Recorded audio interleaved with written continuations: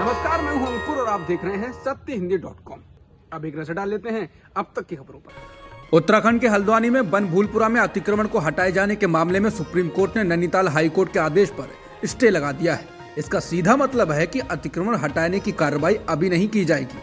Supreme court ने कहा कि रातों रात 50,000 लोगों को हटाया नहीं जा सकता है। सुप्रीम कोर्ट ने इसके साथ ही राज्य सरकार और रेलवे को नोटिस भी जारी किया है। सुप्रीम कोर्ट की जस्टिस एस.के. कौल और जस्टिस ए.एस. ओका की बेंच ने इस मामले में दायर याचिकाओं पर सुनवाई की। अब इस मामले में अगली सुनवाई 7 फरवरी को होगी। सुप्रीम कोर्ट के आदेश से बनभूलपुरा के लोगों को फौरी तौर पर राहत जरूर मिली है। अदालत का फैसला आने के बाद हल्द्वानी में प्रदर्शन कर रहे लोगों ने खुशी मनाई। याचिकाकर्ताओं के वकील और पूर्व विदेश मंत्री सलमान खुर्शीद ने कहा कि सुप्रीम कोर्ट ने कहा है कि इस मामले में मानवीय पक्ष को देखा जाए और अगर रेलवे को जगह की जरूरत है तो उसे भी तय किया जाए। खुर्शीद ने कहा कि जो लोग यहां पर रह रहे हैं उनके लिए भी पुनर्वास की कोई योजना लेकर आने के लिए शीर्ष अदालत ने कहा है। बता दें, नैनीताल हाईकोर्ट ने आदेश दिया था कि बनभूलपुरा इलाके की गफूर बस्ती, ढोलक बस्ती व इंदिरा कॉलोनी में रेलवे की 28 एकड़ जमीन से अतिक्रमण हटाया जाए। अतिक्रमण की जद में 4,365 मकान आ रहे हैं। इस संभावित कार्रवाई से प्रभावित होने वाले लोगों की संख्या लगभग 40 से 50,000 है। उत्तराखंड के हल्द्वानी में बनभूलपुरा के हजारों लोगों पर उनके आशियानों को उजाड़े जाने की तलवार लटक रही है। इन लोगों की आखिरी उम्मीद आज सुप्रीम कोर्ट में होने वाली सुनवाई से है, क्योंकि नैनीताल हाई कोर्ट ने आदेश दिया है कि बनभूलपुरा इलाके की गफूर बस्ती, ढोलक बस्ती व इंदिरा कॉलोनी में रेलवे की 28 एकड़ जमीन से अतिक्रमण हटाया जाए। बता दें, अतिक्रमण के जद में 4,365 मकान आ रहे हैं। इस संभावित कार्रवाई से प्रभावित होने वाले लोगों की संख्या लगभग 40 से 50,000 है। कुल 2.2 किलोमीटर के इलाके से अतिक्रमण हटाया जाना है। हल्द्वानी के कांग्रेस विधायक सुमित हृदय व कुछ अन्य पक्षकार इस मामले को लेकर सुप्रीम कोर्ट पहुंचे थे और अदालत से जल्द सुनवाई करने की गुहार लगाई थी। सुप्रीम कोर्ट की जस्टिस एस.के. कौल और जस्टिस ए.एस. ओका की बेंच इस मामले में दायर याचिकाओं पर आज सुनवाई करेगी। उत्तराखंड का मशहूर तीर्थ शहर जोशीमठ धंस रहा है। जोशीमठ में पहाड़ों पर अचानक जमीन का धंसाव शुरू हो गया है। जोशीमठ से आ रही तस्वीरों में साफ दिख रहा है कि कहीं कहीं से पानी का अचानक भयानक रिसाव शुरू हो गया है तो कहीं जमीन फटने लगी है। जमीन में कई फीट चौड़ी दरारें पड़ गई हैं। मकान की दीवारें फटने लगी हैं। कई जगहों पर कीचड़ और मलबे वाला पानी का बहाव तेज होता जा रहा है। इसके कारण जोशीमठ के बाशिंदों में अपने शहर के अस्तित्व को लेकर आशंकाएं बढ़ गई हैं। हजारों लोगों का इन दिनों एक ही सवाल है, क्या वो आने वाले दिनों में कहाँ जाएंगे, कहाँ रहेंगे। लोग बुरी तरह डरे हुए हैं और रात भर जागने को मजबूर हैं, क्योंकि उनके घर रहने और सोने लायक नहीं बचे हैं। अब तक 590 घरों में दरारें आ गई हैं और इससे 3,000 लोग प्रभावित हैं। जोशीमठ बचाओ संघर्ष समिति ने कहा है, अगर समय रहते यहाँ से प्रभावित लोगों को विस्थापित नहीं किया गया तो बड़े पैमाने पर जनधन की हानि होगी। संघर्ष समिति ने राज्य सरकार से मांग की है कि लोगों को जल्द विस्थापित किया जाए। घरों में दरारें आने की वजह से लोगों ने अपने मकान खाली करने शुरू कर दिए हैं और वो सुरक्षित स्थानों पर या अपने पुश्तैनी गांव की ओर लौटने लगे हैं। बता दें, जोशीमठ को लेकर साल 1976 में उत्तर प्रदेश सरकार द्वारा बनाई गई मिश्रा कमेटी की रिपोर्ट में भी इस शहर के धंसने का जिक्र किया गया है। स्थानीय लोगों का कहना है कि 1976 की रिपोर्ट के बाद से आज तक भी सरकारों ने कोई कार्रवाई नहीं की।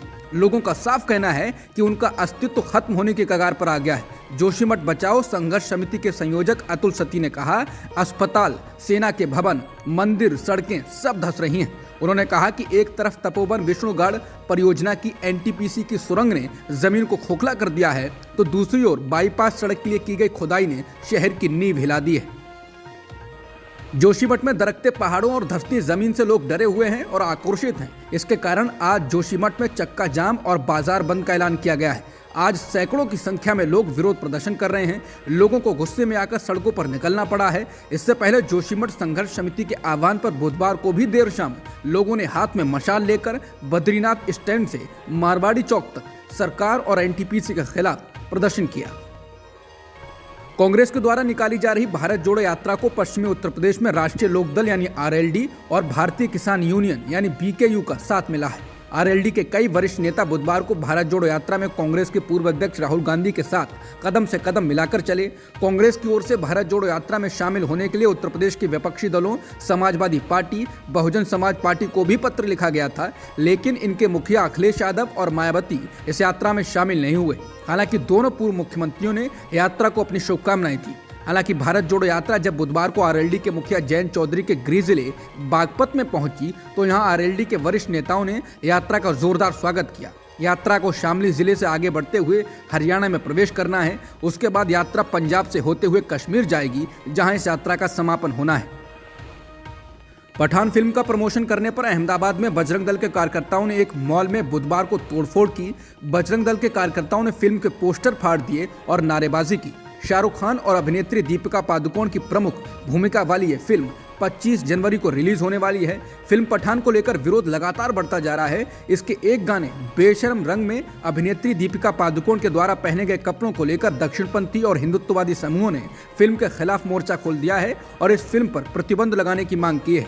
बजरंग दल के कार्यकर्ताओं ने चेतावनी दी है कि इस फिल्म को थिएटर में न लगाया जाए। बजरंग दल ने कहा कि अगर मूवी रिलीज हुई तो बजरंग दल अपने तेवर दिखाएगा।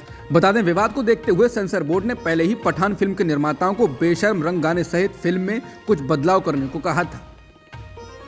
कंझावला केस में बुधवार को अंजलि की मां ने अंजलि की दोस्त पर गंभीर आरोप लगाए। अंजलि की मां रेखा ने कहा है कि खुद को अंजलि की दोस्त बताने वाली निधि गलत बयानी कर रही है। निधि सभी गलत बातें कर रही है। अगर निधि मेरी बेटी की सहेली थी तो उसे अकेला कैसे छोड़ गई? ये सोची समझी साजिश है। इसमें निधि शामिल हो सकती है। जांच होनी चाहिए और 5 लोगों को दंडित किया जाना चाहिए। अंजलि की मां रेखा ने यह बात बुधवार 4 जनवरी को न्यूज एजेंसी ANI से कही। अंजलि के मामा प्रेम ने भी निधि पर सवाल उठाया। प्रेम ने कहा कि निधि और उसके परिवार को घटना के बारे में पहले पुलिस को सूचित करना चाहिए था। निधि से पूछताछ की जाए, वो भी शामिल है।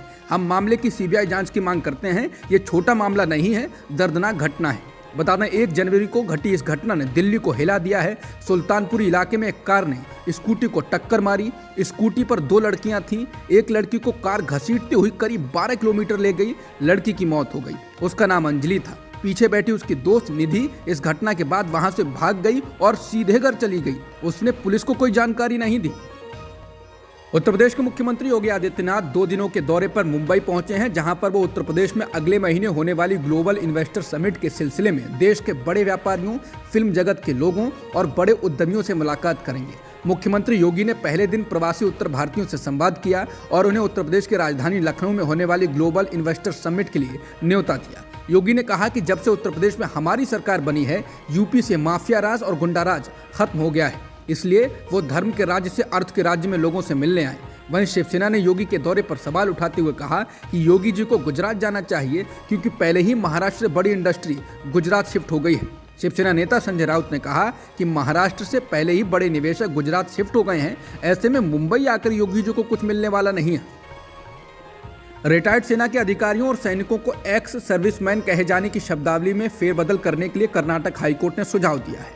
लाइव लॉ के मुताबिक हाईकोर्ट ने थल सेना, नौसेना और वायुसेना के रिटायर्ड कर्मियों के लिए इस्तेमाल की जाने वाली नामावली में बदलाव की सलाह दी और केंद्र व राज्य सरकारों को अपने नीति निर्माण के प्रयासों में एक्स सर्विसमैन शब्द की जगह पर एक्स सर्विस पर्सनल शब्द का इस्तेमाल करने का सुझाव दिया। कोर्ट ने कहा कि एक्स सर्विसमैन शब्द में मैन शब्द भेदभाव को बताता है, क्योंकि यह दिखाता है कि सुरक्षा बल अब भी पुरुषों का गढ़ है, जबकि ऐसा बिल्कुल नहीं है। अब तक की सुर्खियों में इतना ही। बाकी खबरों के लिए बने रहिए सत्यहिंदी.com के साथ।